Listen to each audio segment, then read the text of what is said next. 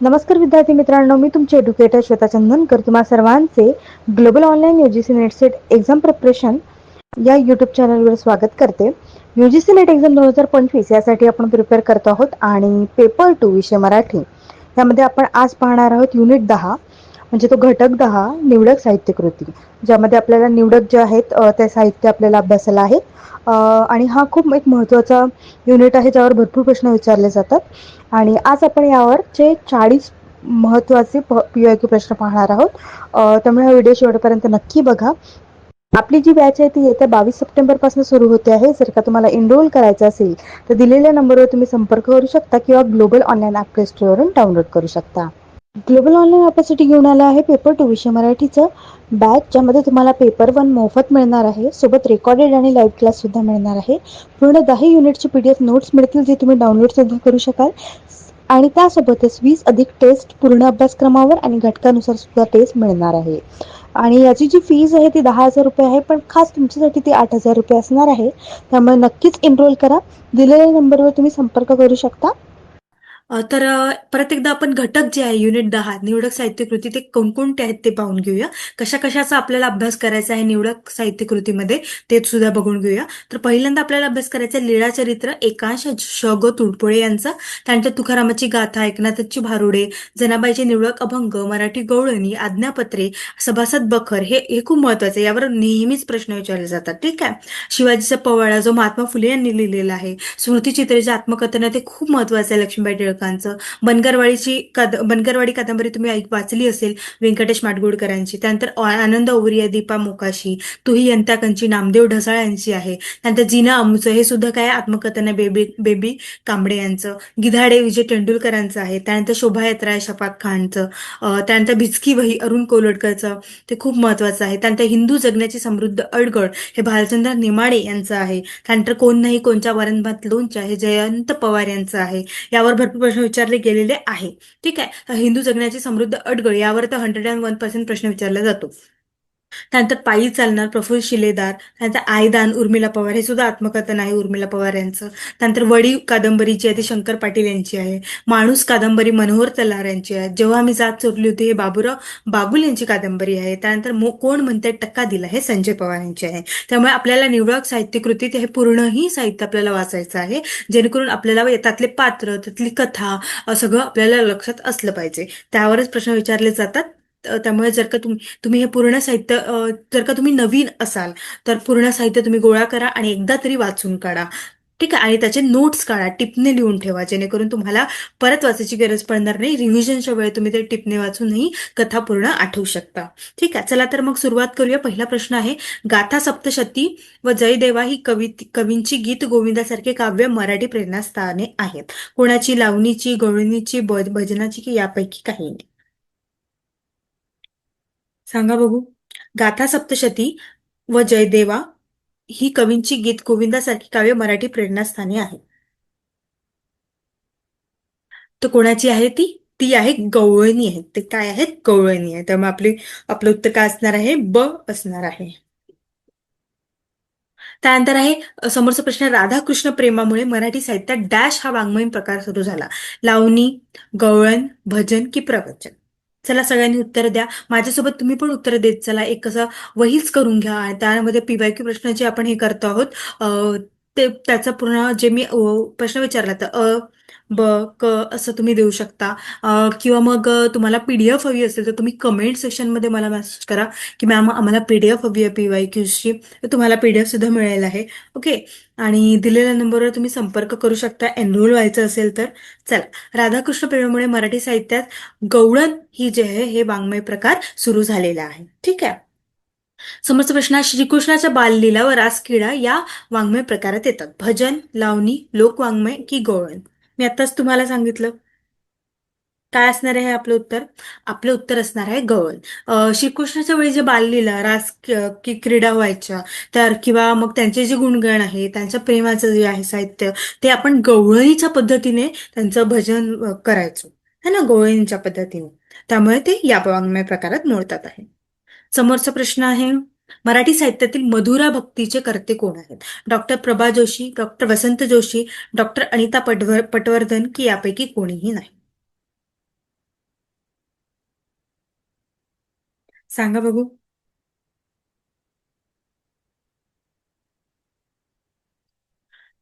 आपलं उत्तर काय असणार आहे? आपलं उत्तर असणार डॉक्टर प्रभा जोशी यांनी हे मधुरा भक्तीवर आधारित अनेक रचना सुद्धा यांनी केलेल्या आहे.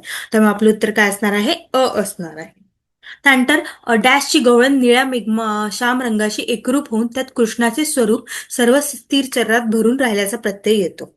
संत ज्ञानेश्वर यांना येतो, संत रामदेव यांना येतो, संत तुकाराम यांना येतो की संत एकनाथ यांना येतो? कोणाची गवळण आहे ज्यामध्ये आपल्याला मेघश्याम रंगाशी एकरूप होऊन त्यात कृष्णाचे स्वरूप असल्याचं जाणवतं? सांगा बघू. श्ल- कोणाच्या श्लोकांची गवळण मेघश्याम रंगाशी एकरूप कृष्णाचे स्वरूप सर्व स्थिरता भरून राहिल्यास प्रत्येक घटना याचे श्रेय कोणाला दिले जातं? याचं जे आहे ते दिलं जातं संत ज्ञानेश्वर यांना. ठीक आहे.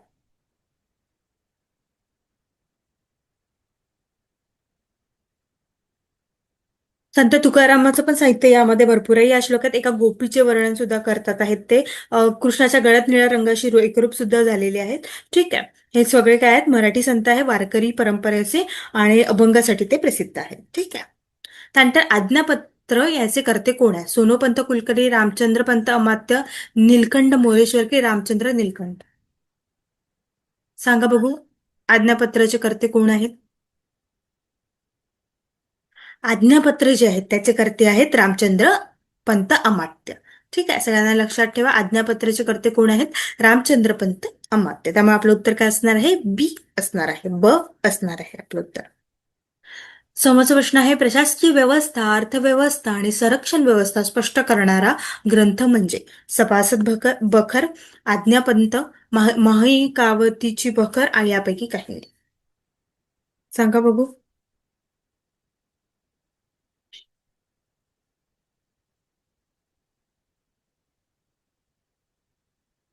प्रशासकीय व्यवस्था, अर्थव्यवस्था आणि संरक्षण व्यवस्था स्पष्ट करणारा ग्रंथ म्हणजे कोणता? ठीक आहे. सर्वप्रथम तर आपण बघूया की बखर म्हणजे काय. तर बखर म्हणजे काय असतं? ते एक ऐतिहासिक व्यक्ती आणि बद्दलची माहिती देणारे लेखन असते. काय असते? माहिती देणारे लेखन असते. ठीक आहे. बखरचा उगम जो आहे तो अरबी शब्दाचा आहे. कुठला आहे? अरबी शब्द. खबर ज्याला म्हणतो आपण, हा ना, बातमी वृत्तांतपासून ते बखर आलेलं आहे.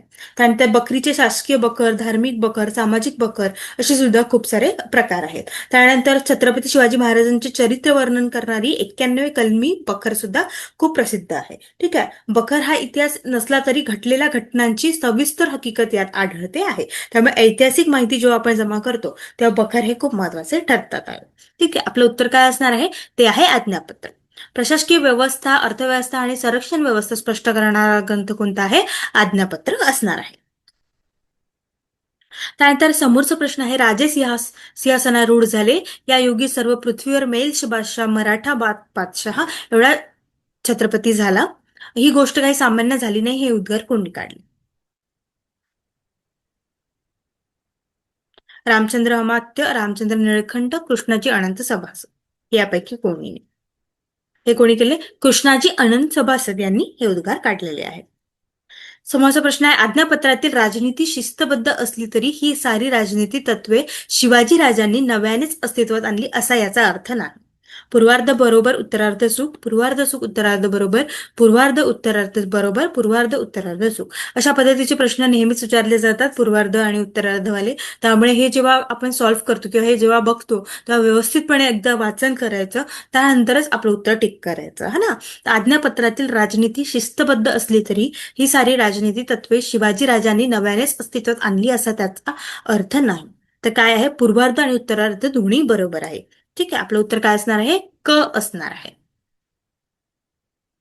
त्यानंतर समोरचा प्रश्न आहे, राजकर्तव्य, प्रधानाची कर्तव्य, वृत्तीविषयक धोरण यांचा अंतर्भाव राजा प्रधान संबंध वतन या व्यवस्थेत होतो. प्रशासकीय, संरक्षण, अर्थ की यापैकी काही नाही? राजकर्तव्य जे आहेत किंवा प्रधानाची कर्तव्य जे आहेत किंवा वृत्ती विषयक धोरण जे आहेत यांचा अंतर्भाव राजा प्रधान संबंध वतन यांच्या व्यवस्थेत होतो. सांगा बघू. ते होतं प्रशासकीय व्यवस्थेत होतं. कशात होतं ते? प्रशासकीय व्यवस्थेत होतं. त्यामुळे आपलं उत्तर काय असणार आहे? असणार आहे. त्यांच्या साहुकाराच्या योगाने राज्य आबादन होते, न मिळे त्या वस्तू ज्यात राज्यात येतात आणि ते राज्य काय होते, श्रीमंत होते. पडले सवटी प्रसंगी पाहिजे जे ते कर्जनाम मिळते, तेणे करून आले संकट परिहारितेने, हे लक्षण व्यवस्थेचे आहे. कोणत्या व्यवस्थेचे हे लक्षण आहे असं विचारले गेलेलं आहे. प्रशासकीय संरक्षण, अर्थ की यापैकी कोणती नाही. तर आपलं उत्तर काय असणार आहे, अर्थ व्यवस्थेचे हे काय आहे, लक्षण असणार आहे. ठीक आहे, कारण यांनी काय म्हटलं, श्रीमंत. आपण जर कधी उत्तर आपल्याला येत नाहीत तर थोडस व्यवस्थितपणे ते वाक्य वाचायचे, त्यावरून थोडा तरी अंदाज येतो की नेमकं काय विचारलं गेलेलं आहे, है ना. ठीक आहे, अशा पद्धतीने आपण टिक करू शकतो. आपलं उत्तर काय असणार आहे, ब असणार आहे, अर्थ. हे अर्थ लक्षण व्यवस्थेचे आहे. त्यानंतर जेथे जे उत्तम प्रतीचे मनुष्य आढळेल ते सगामगे घेऊन माया लावून परिका करून मग हुजरीत ठेवावे, हे लक्षण आहे. प्रशासकीय व्यवस्थेचे, संरक्षण व्यवस्थेचे, अर्थव्यवस्थेचे की यापैकी सर्व. सांगा बघू.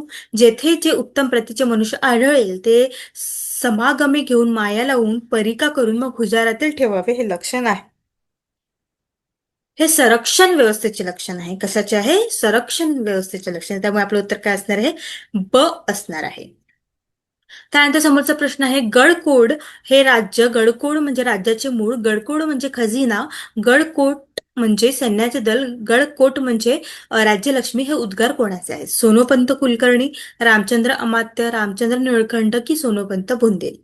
गडकोट हेच राज्य, गडकोट म्हणजे राजाचे मूळ, गडकोट म्हणजे खजिना आणि गडकोट म्हणजे सैन्याचे दल. गडकोट म्हणजे काय, राज्य लक्ष्मी. काय आहे आपलं उत्तर, ब रामचंद्र अमात्य यांनी यांचे असे उद्गार काढलेले आहे. त्यामुळे आपलं उत्तर काय असणार आहे, ब असणार आहे. समोरचा प्रश्न आहे, सभासद बखरचे कर्ते कोण आहेत. रामचंद्र अमात्य, खंडो बल्लाळ चिटणीस, कृष्णाची अनंत सभासद की मल्हार रामराव. सभासद बखर आपण पाहिलं होतं. सभासद बखर कोणाचे आहे, सभासद बखर आहे कृष्णाजी अनंत सभासदांचे. ठीक आहे, त्यामुळे आपलं उत्तर काय असणार आहे, क असणार आहे.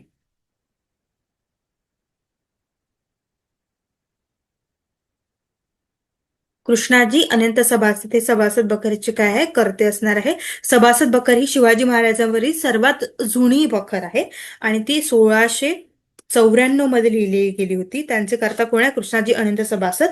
आणि कृष्णाजी अनंत सभासद यांनी शिवाजी महाराजांचा पराक्रम स्वतः पाहिला आणि ऐकलेला होता आणि राजाराम महाराजांच्या आज्ञानी ही बखर लिहिण्यात आली. ठीक आहे. समोरचा प्रश्न, शिव काळातील पहिली बखर कोणती. आज्ञापत्र, सभासद बखर की शालिवाहन बखर की यापैकी कोणी.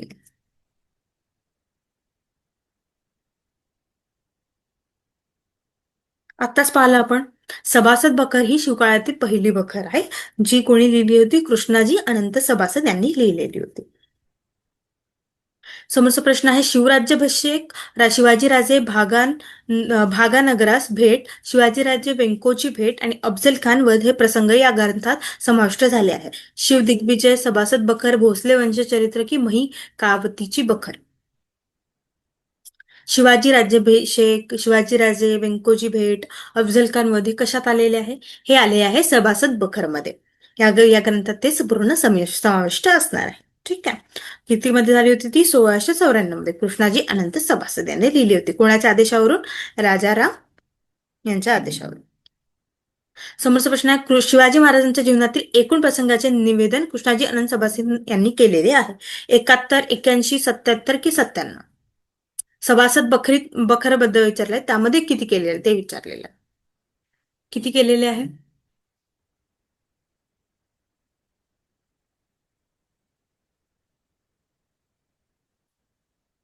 ते त्यांनी केलेले आहे 71.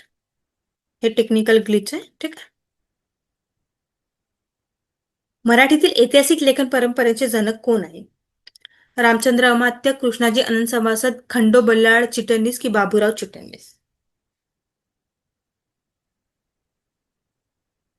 मराठीतील ऐतिहासिक लेखन परंपरेचे जनक कोण आहेत, सांगा बघू.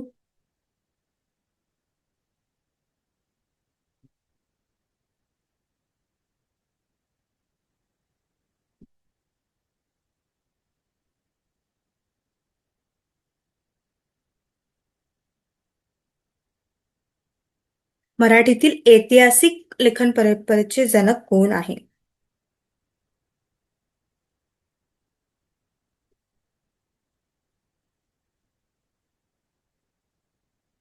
ते आहे कृष्णाजी अनंत सभासद. त्यामुळे आपलं उत्तर काय असणार आहे? ब असणार आहे. ठीक आहे. महात्मा फुले यांनी शिवाजी राजाचा पोवाडा हा भागात विभागलेला आहे. किती भागात विभागले आहे ते आपल्याला विचारलेले. 6, 8, 10 की 12? महात्मा फुले यांनी लिहिलेला आहे ना शिवाजी राजांचा पोवाडा. हे किती, याचे किती भाग आहेत ते विचारलेले आहे. तर किती भाग आहे याचे? याचे 8 भाग आहे. किती आहेत? 8 भाग.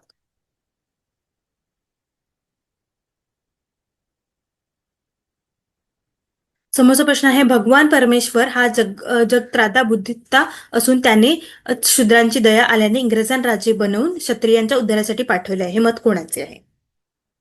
डॉक्टर बाबासाहेब आंबेडकर, महात्मा फुले, लोकमान्य टिळक यापैकी कोणीही नाही.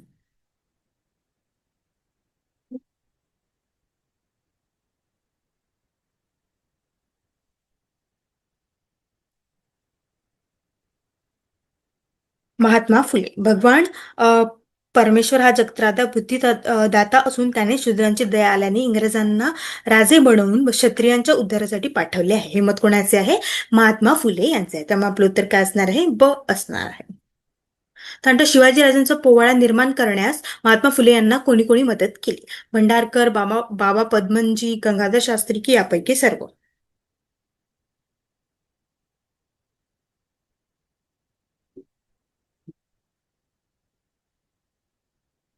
यांनी शिवाजी राजाचा पोवाडा जो 1869 ला लिहिला होता महात्मा ज्योतिराव फुले यांनी, त्यामध्ये त्यांनी शिवाजी महाराजांचे गुणगानच केलेले आहे, लोकांमध्ये जनजागृती केलेली आहे. ठीक आहे.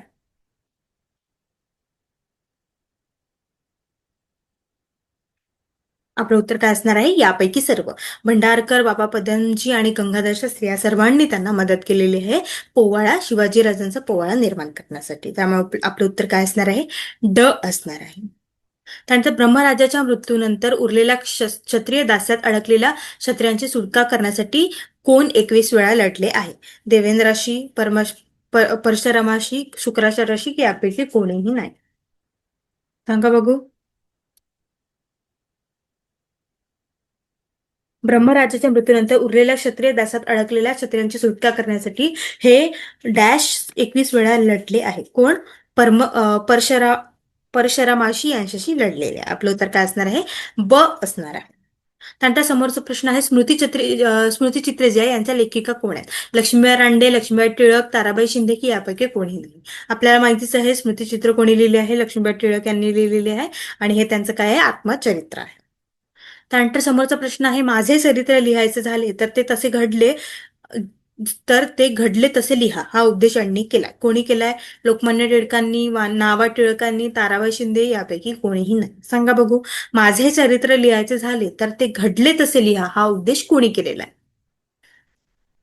हा उपदेश कोणी केलेला आहे? हा उपदेश केलेला आहे नावा टिळक यांनी.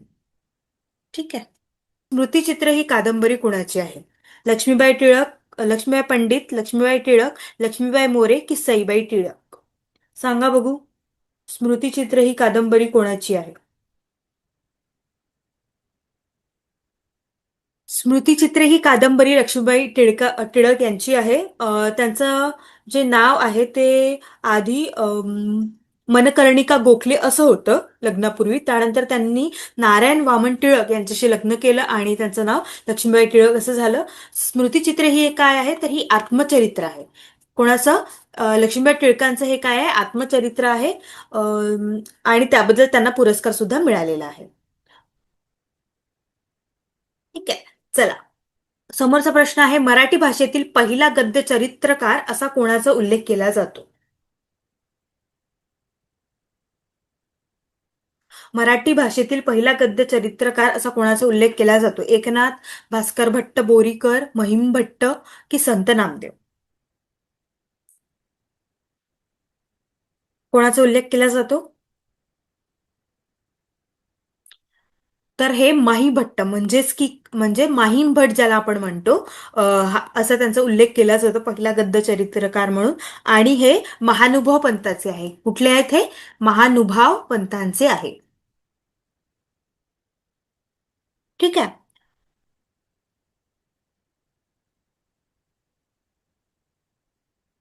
चला. समोरचा प्रश्न आहे, कष्टकऱ्यांच्या जीवनातली दारिद्र्य, विषमता आणि संघर्ष यांचे परिणामकारक चित्रण पुढीलपैकी कोणत्या साहित्यकृतीत आढळते? बनगरवाडी, माणूस, गिधाडे, तुयंता, कंची. कष्टकऱ्यांच्या जीवनातील दारिद्र्य, विषमता आणि संघर्ष.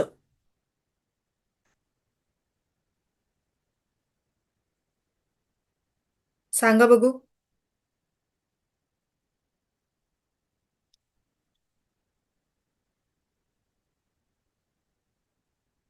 तर कष्टकऱ्यांच्या जीवनातील दारिद्र्य, विषमता आणि संघर्ष हे गिधाडे यांच्या गिधाडे जे आहेत या साहित्यकृतीमध्ये आढळते. बनगरवाडी ही व्यंकटेश माडगूळकरांची आहे, आपल्याला माहितीच आहे. 1955 मध्ये ते आलेलं होतं. ओके. आणि माणूस आपण आताच पाहिलं, माणूस ही कादंबरी कुणाची आहे? मनोहर तल्हार यांची आहे. आणि बनगरवाडी आपल्याला माहिती आहे व्यंकटेश माडगूळकरांची आहे. आणि तुही यंता कंची ही नामदेव ढसाळांची आहे. ठीक आहे. समोरचा प्रश्न आहे, कोण नाही कोणच्या वरणभात लोणच्या कादंबरी कुणाची आहे? जयंत पवार, जयंत मोरे, जयवंत टिळक, जयवंत पवार. अशा पद्धतीचे कन्फ्यूज करणारे आपल्याला ऑप्शन्स दिले जातात, त्यामुळे आपल्याला या मराठीमध्ये तरी एकंदरीत पूर्ण नाव माहिती असणे आवश्यक आहे. कारण मग असेच पद्धतीचे ऑप्शन्स देऊन आपल्याला ते कन्फ्यूज करण्याचा प्रयत्न करतात आहे. तर सांगा बघू. कोण नाही कोणच्या वरणभात लोणचं हे कोणी लिहिलेलं आहे? हे जयंत पवार जे आहेत ना, त्यांनी लिहिलेलं आहे. आपलं उत्तर काय असणार आहे? ए असणार आहे. त्यानंतर लीळाचरित्र या ग्रंथाचे कर्ते कोण आहेत? लीळाचरित्र या ग्रंथाचे कर्ते कोण आहे? गोविंद प्रभू, चक्रधर स्वामी, माईन भट की नागदेवाचार्य.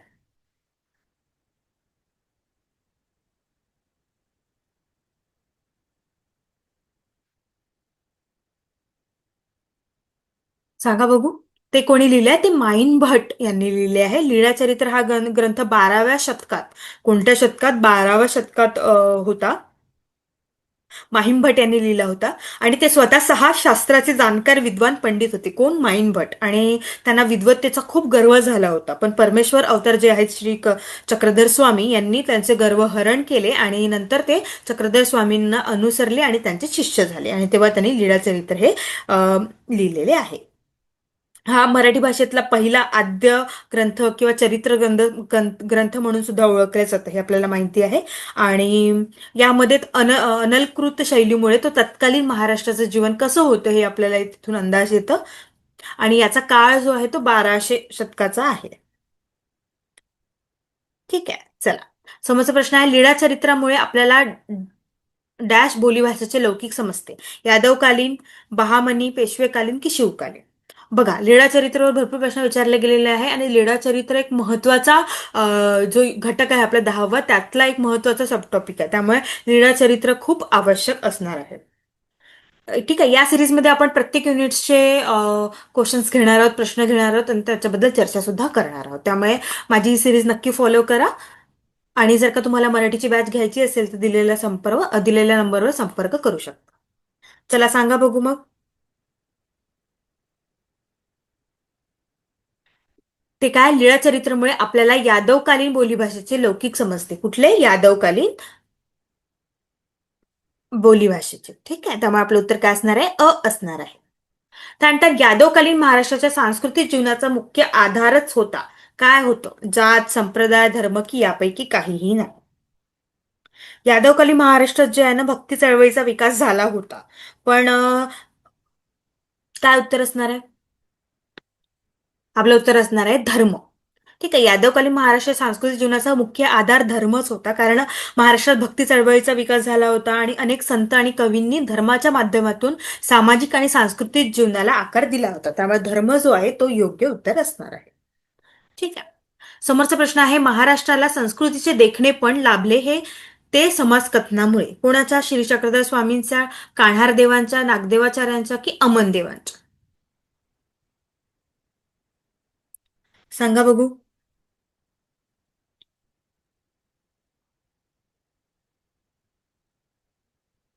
श्री चक्रधर स्वामी यांच्यामुळे यांच्या समाज कथनेमुळे महाराष्ट्राला संस्कृतीचे देखणे पण लाभले होते. त्यामुळे आपलं उत्तर काय असणार आहे? अ असणार आहे. आणि श्री चक्रधर स्वामी जे आहे ते महाराष्ट्रातील महानुभव पंत महानुभाव पंथाची स्थापना करणारे प्रमुख तत्वज्ञ आणि समाजसुधारक होते. त्यांच्या शिकवणी आणि लेखांच्या समाजकथा समाविष्ट आहे आणि महाराष्ट्राच्या सांस्कृतिक आणि आध्यात्मिक परिदृश्यात महत्वपूर्ण त्यांनी योगदान दिलेलं आहे. ठीक आहे. चला, समोरचा प्रश्न आहे, माईन भटच्या लेखन वैशिष्ट्य म्हणजे डॅश शब्दांची वाक्यरचना आहे. 2 किंवा 3, 5 किंवा 7, 2 किंवा 4 किंवा 6 किंवा 8. सांगा बघू, माईन भटाचे लेखन वैशिष्ट्य कसे आहे असं त्यांनी विचारलेलं आहे.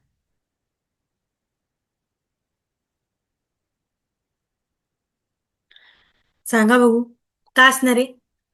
2 किंवा 3 अशीच त्यांची शब्दांची शब्द वाक्य रचना होती. हे माईन भटांचे काय आहे? लेखन वैशिष्ट्य असणार आहे.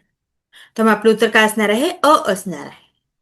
चला, समोरचा प्रश्न आहे, एकनाथांनी शके 1521 मध्ये येथे गोदावरी काठी समाधी घेतली. आळंदी, देहू, पैठण, नेवासे. सांगा.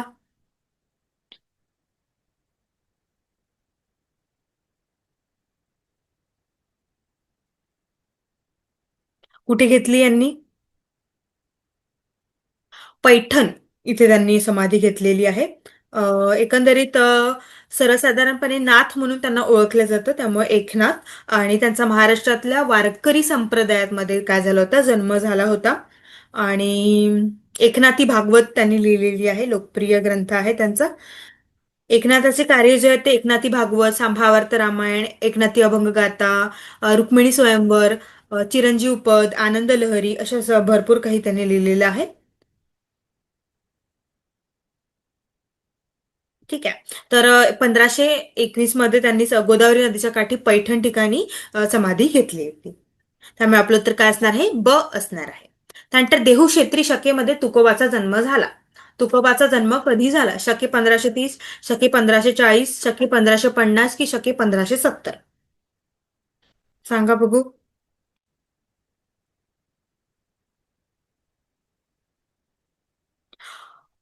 संत तुकाराम महाराज जे आहेत त्यांचा जन्म पुण्याजवळील देहू या ठिकाणी झाला. आणि 1530 जे आहे ते आपलं उत्तर आहे. शके 1530च्या जवळपास त्यांचा जन्म झालेला आहे. ठीक आहे. त्यामुळे आपलं उत्तर काय असणार आहे? अ असणार आहे. त्यानंतर तुकाराम महाराजांच्या कौटुंबिक आपत्तीच्या जोडीला महाराष्ट्र शके डॅश मध्ये भयानक दुष्काळ पडला होता. जेव्हा तुकाराम महाराज होते तेव्हा कौटुंबिक आपत्तीच्या जोडीला त्यांच्या तेव्हा भयानक दुष्काळ पडलेला होता. तर कोणत्या वर्षी पडला होता ते आपल्याला विचारलेलं आहे. 1550 ते 51, 1560 ते 69, 5070 ते 71.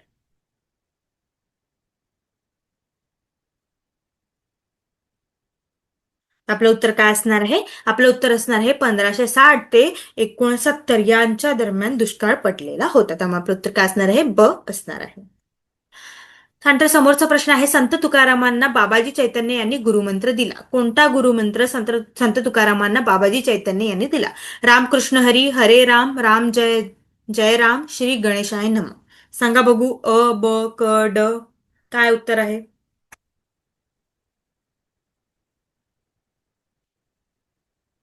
संत तुकारामांना बाबाजी चैतन्य यांनी कोणता दिला? रामकृष्ण हरी. कोणता गुरुमंत्र दिला? रामकृष्ण हरी जो आहे तो गुरुमंत्र दिलेला आहे.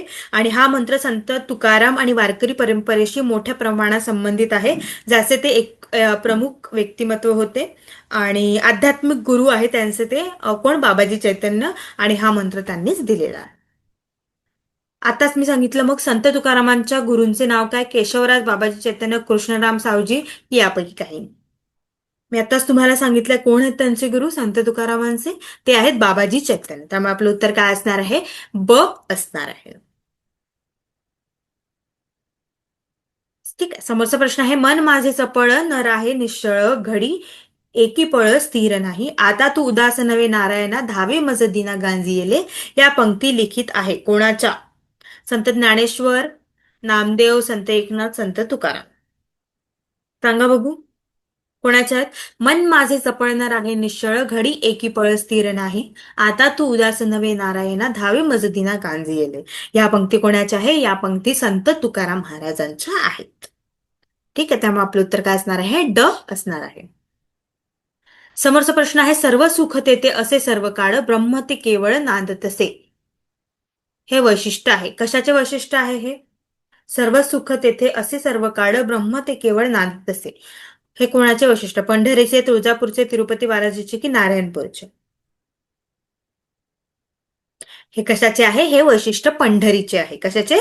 पंढरीचे आहे. आणि हा वाक्यप्रचार जो आहे तो पंढरपूरशी संबंधित आहे. भारतातील महाराष्ट्रातील एक महत्वपूर्ण तीर्थक्षेत्र आहे आणि विठोबा मंदिरासाठी ते काय झालं आहे? ते प्रसिद्ध असणार आहे, ओळखलं पण जातात आहे.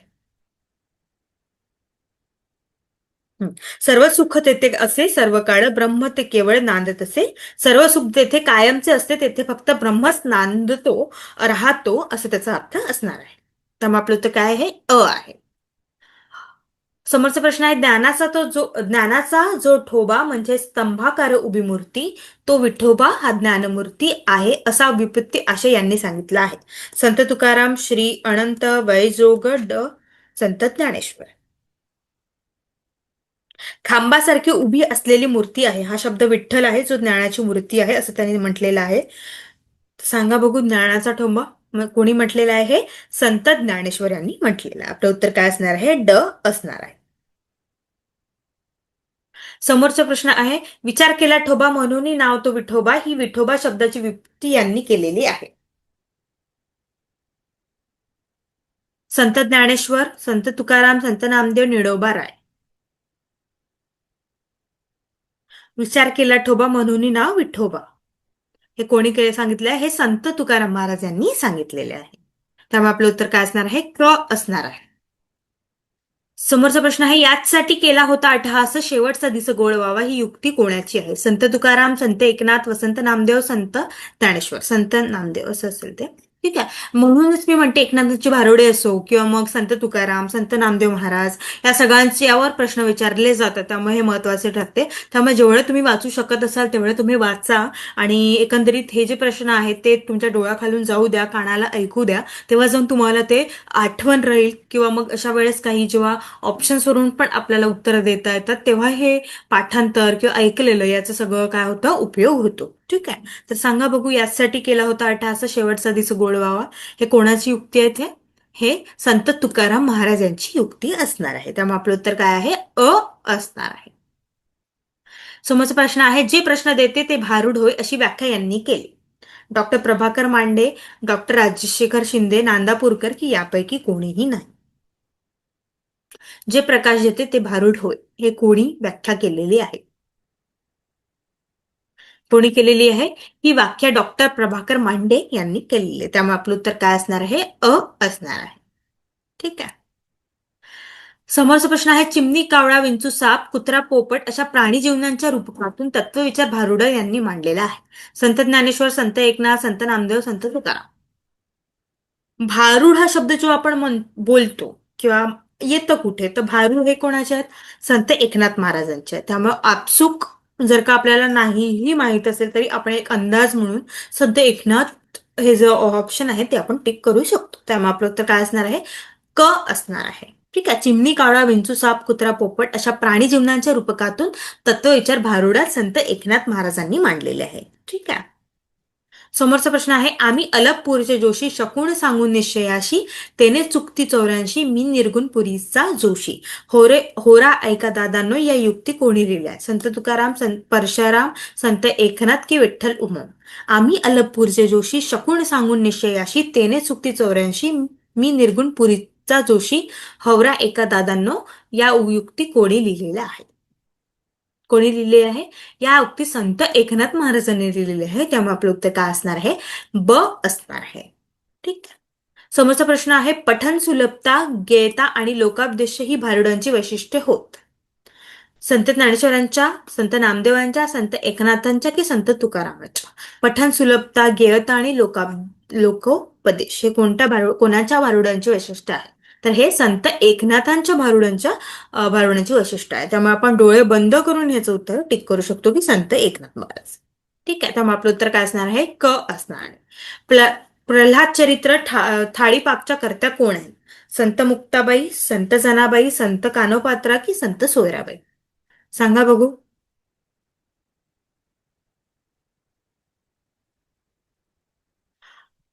आपलं उत्तर काय असणार आहे? ब असणार आहे, संत जनाबाई. तर संत जनाबाई जे आहेत त्या अंबागासाठी आणि भगवान विठ्ठलावरील भक्तीसाठी ओळखले जातात. प्रल्हाद चरित्र आणि थालीपाक सारख्या कामाशी त्या संबंधित आहेत. त्यानंतर संत कानोपात्रा जे आहेत ते विठ्ठलवरील भक्ती आणि त्यांच्या अभंगातून त्यांचा संघर्ष आणि श्रद्धा व्यक्त करणारी एक महिला संत आहेत आणि कवयित्री होती. त्यानंतर सोयराबाई जे आहेत त्या संत चोखामेळा यांच्या पत्नी होत्या आणि एक महार संत आणि कवी देखील होत्या, ज्या त्यांच्या अभंग आणि साहित्यिक योगदानासाठी काय आहेत म्हणून ओळखल्या जातात. त्यामुळे आपलं उत्तर काय असणार आहे? ब असणार आहे. प्रल्हाद चरित्र आणि थालीपाक या लेखकाची कोण होते यांच्याकरता? यांच्याकरता होता संत जनाबाई. ठीक आहे, त्यामुळे आपलं उत्तर काय असणार आहे? ब असणार आहे. संत जनाबाईंच्या गुरूंचे नाव काय होते? संत ज्ञानेश्वर, संत नामदेव, संत एकनाथ की संत तुकाराम? सांगा बघू संत जनाबाईंचे गुरु गुरूंचे नाव. हे तर सगळ्यांनाच माहिती आहे. संत नामदेव जे आहेत संत जनाबाईंचे गुरु आहेत. त्यांचे पारमार्थिक गुरु होते आणि संत ज्ञानदेव विसोबा खेचर, संत नामदेव, संत जनाबाई अशी त्यांची गुरु परंपरा आहे है ना. संत ज्ञानदेव, त्यानंतर विसोबा खेचर, त्यानंतर संत नामदेव आणि संत जनाबाई. कसं कसं? संत ज्ञानदेव, विसोबा खेचर, नामदेव, संत नामदेव महाराज आणि त्यानंतर संत जनाबाई.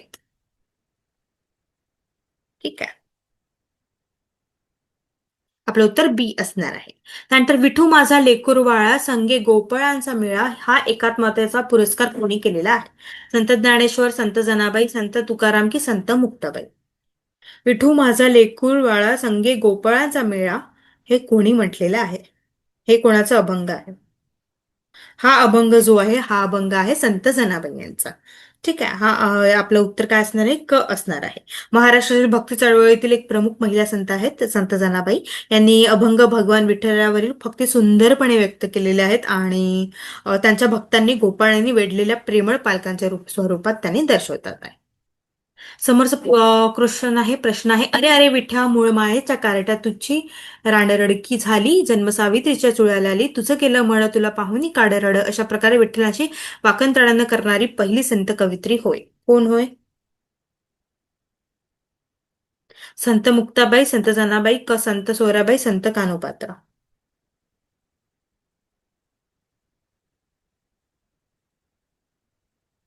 अरे अरे विठ्या मूळ मायेच्या कारट्या. संत जनाबाईंचे हे अभंग आहे है ना. यामध्ये विठ्ठलाबद्दल कडक आणि टीकात्मक भाषा वापरली गेलेली आहे आणि संत जनाबाई जे आहे त्या भक्तिभर काव्यासाठी अभंगासाठी ओळखल्या जातात. कधी कधी त्या खूप स्पष्ट बोलतात किंवा कधी कधी टीकात्मक अभिव्यक्ती म्हणून त्यांना ओळखल्या जातात. ठीक आहे, त्यामुळे आपलं उत्तर काय असणार आहे? ब असणार आहे. समोरचा प्रश्न आहे, संत जनाबाईंनी आपला सखा कोणाला मानले आहे? संत ज्ञानेश्वर, श्री विठ्ठल, संत नामदेव की श्रीकृष्ण? सांगा बघू. संत जनाबाई यांनी आपला सखा कोणाला मानले आहे? संत जनाबाई यांनी आपला जो सखा आहे ते संत ज्ञानेश्वर यांना मानलेले आहे. कोणाला? संत ज्ञानेश्वर. त्यामुळे आपलं उत्तर काय असणार आहे? आपलं उत्तर असणार आहे संत ज्ञानेश्वर, जे आहे अ. संत जनाबाईंनी आपला सखा संत ज्ञानेश्वर यांना मानलेले आहे.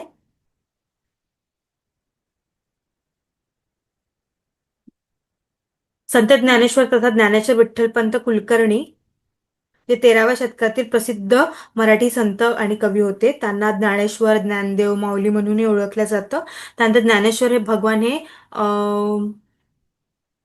संप्रदायाचे प्रवर्तक, योगी, तत्वज्ञ होते आणि 16व्या वर्षात लहान आयुष्यात त्यांनी ज्ञानेश्वरी आणि अमृतानुभव या ग्रंथाची सुद्धा रचना केलेली आहे.